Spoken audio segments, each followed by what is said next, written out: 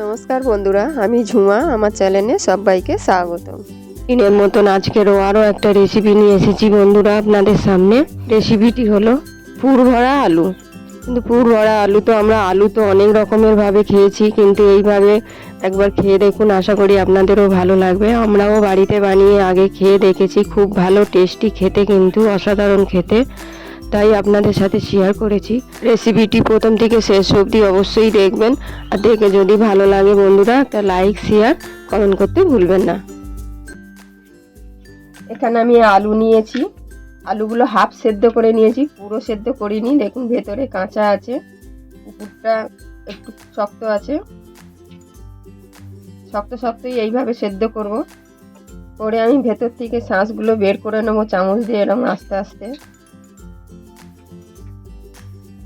খুব আস্তে আস্তে করতে হবে। এইভাবে তুলে নেব।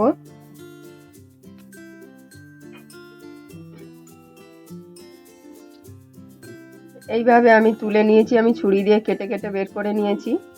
আরও একটা দেখিয়ে দিচ্ছি। এইভাবে আস্তে আস্তে ছুরি দিয়ে কেটে বের করে নেবেন। আমি বাকি যে আলুগুলো আছে আমি একইভাবে বের করে নেব।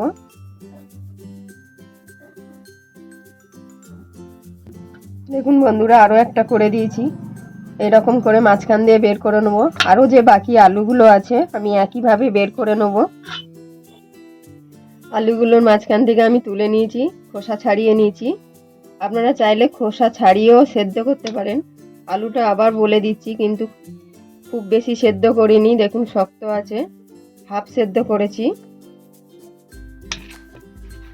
আমি আলুগুলো একটু নুন আর হলুদ মেখে নেব। হলুদ দিয়েছি, নুন দেব, ভালো করে মেখে নেব।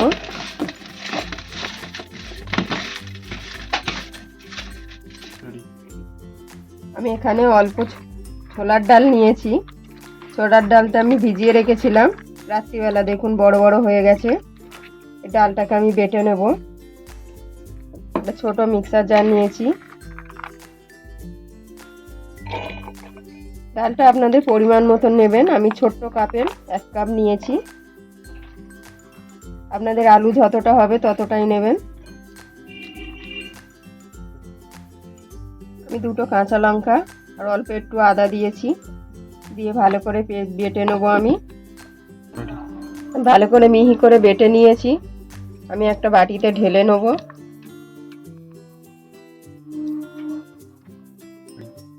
পরিমাণ মতন ডালে নুন দেব। নুন দিয়ে ভালো করে আমি মেখে নেব। যে আলুগুলো আমি নুন হলুদ মাখিয়ে রেখেছিলাম, এই আলুগুলোর মধ্যে আমি ডালগুলো ভরে দেবো, যতটা করে ধরবে।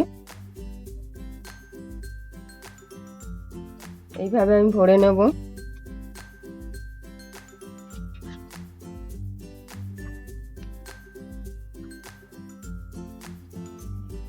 আলুগুলো আমি সব ডালটা বাটাটা আমি ভরে নিয়েছি। দেখুন এইভাবে ভরা হবে। সব কটা একইভাবে ভরে নিয়েছি। গ্যাস অন করে আমি কড়াই বসিয়েছি। কড়াইতে তেল দেব পরিমাণ মতন।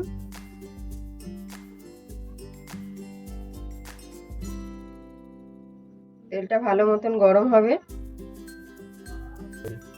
আমি তেলের মধ্যে অল্প নুন দেব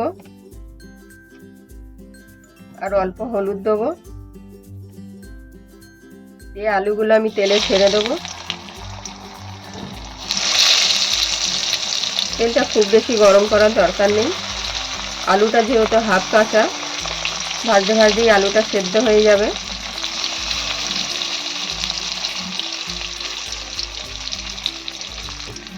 আলুটা আমি ঢেকে দেবো। গ্যাসটা আমার মিডিয়াম আছে। ঢাকাটা খুলে নেব।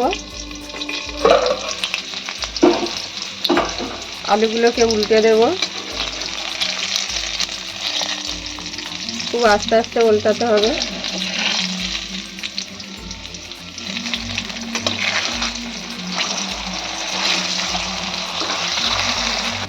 আলুগুলো আমি সব উল্টে দিয়েছি, আবার ঢেকে দেবো। আমি ঢাকাটা খুলে নেব। আমি মাঝখানে একবার ঢাকাটা খুলে উল্টে পাল্টে ভেজে নিয়েছি। এবার হয়ে গেছে, আমি তুলে নেব।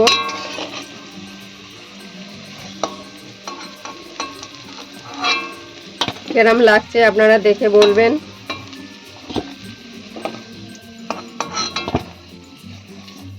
এই রান্নাটা কিন্তু অসাধারণ খেতে। যারা নিরামিষ পছন্দ করেন, একদম নিরামিষ রান্না। আরও বাকি যেগুলো ছিল আমি এক এক করে আরও দিয়ে দেব।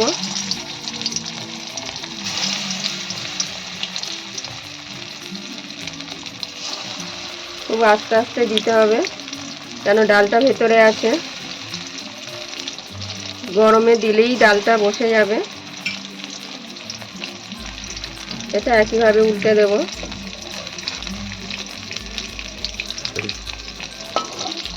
আলুটাও আমি একইভাবে দেব, দিয়ে আবার ঢেকে দেব। কমিয়ে কমিয়ে দিয়ে ঢেকে ঢেকে ভাজলে কি হবে, আলুটা যে কাঁচা আছে সেদ্ধ হয়ে যাবে। বাকি আলুগুলো ভাজা হয়ে গেছে, আমি ঢেকে ঢেকে একইভাবে ভেজে নিয়েছি। আমি তুলে নেব।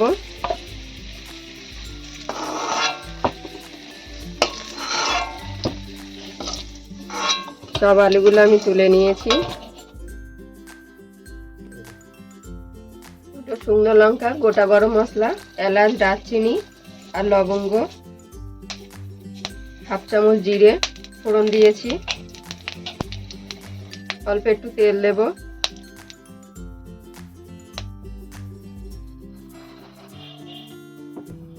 আমি তেলের মধ্যে টমেটোটা দিয়ে দেবো।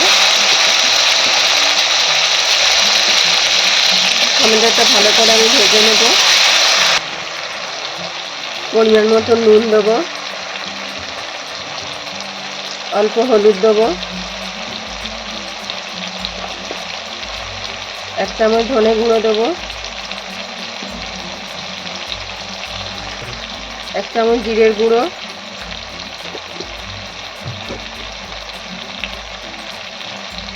আর হাফ চামচ লাল লঙ্কার গুঁড়ো,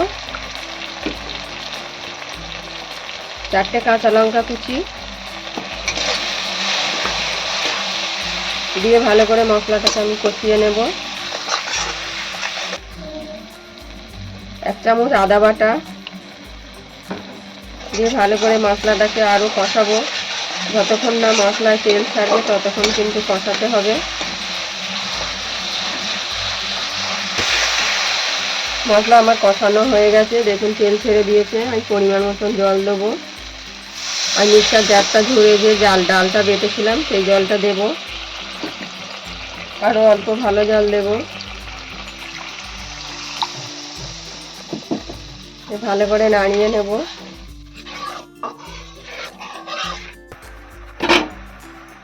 অল্প নুন দেব, নুন কম হয়েছিল। পরিমাণ মতন চিনি দেবো। আলুগুলো দিয়ে দেবো আস্তে আস্তে। গ্যাসটা আমি কমিয়ে দেবো। আলু ভাজতে ভাজতে সেদ্ধ হয়ে গেছে। এখন ঝোলে দিয়ে ভালো করে ফুটিয়ে নেব।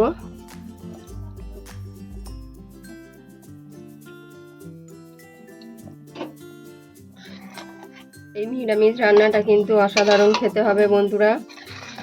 আপনারা এইভাবে বাড়িতে বানিয়ে খাবেন যারা নিরামিষ পছন্দ করবেন। আমি এখন কিছুক্ষণের জন্য ঢেকে দেব।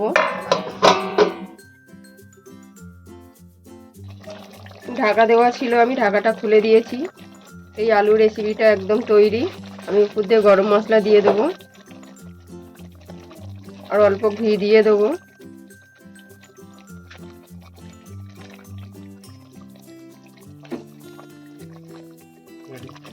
এই রেসিপিটি দেখার জন্য অনেক অনেক ধন্যবাদ বন্ধুরা। আর এই আলু রেসিপিটা কেমন হয়েছে অবশ্যই কমেন্টে জানাবেন। আর ভালো লাগলে এই ছোট বোনটি একটা লাইক শেয়ার করতে কিন্তু ভুলবেন না।